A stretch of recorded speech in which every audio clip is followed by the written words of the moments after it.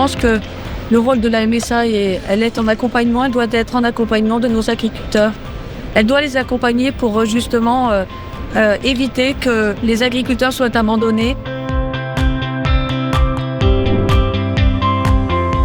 L'enjeu majeur pour la CR, pour la MSA, c'est déjà d'avoir des référents au niveau des cantons pour justement faire remonter les problématiques des agriculteurs. Parce que pour beaucoup d'agriculteurs, la MSA est intouchable, quoi. On ne sait pas vers qui se tourner quand on a des problèmes.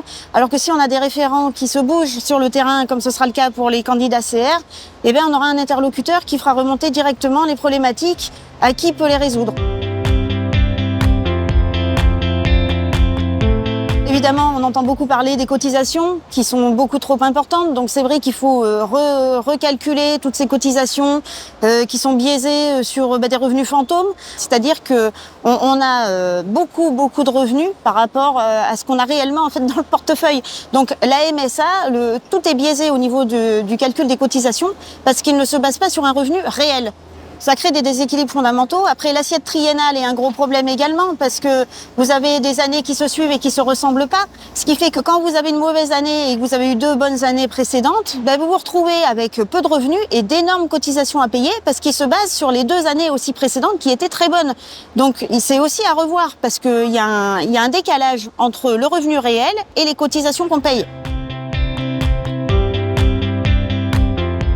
Il y a également ce problème de retraite, parce qu'on voit que la retraite agricole fait partie des retraites les plus basses dans tous les corps de métier.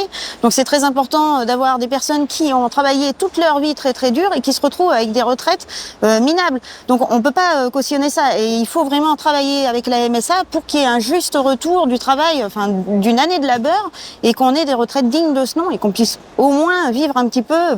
On vit pas de notre métier, on vit pas de notre retraite, donc on sait pas où on va aller comme ça.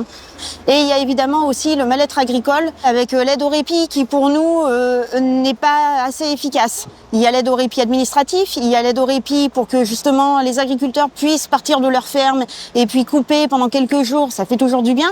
Mais il est évident que tout ce qui est mis en place n'est pas suffisant. Donc c'est dans ce contexte-là qu'on va travailler avec la MSA pour justement avoir une aide au répit qui soit efficace sur les exploitations et que les agriculteurs puissent prendre une bouffée d'air, ce qui fait un bien fou, quoi.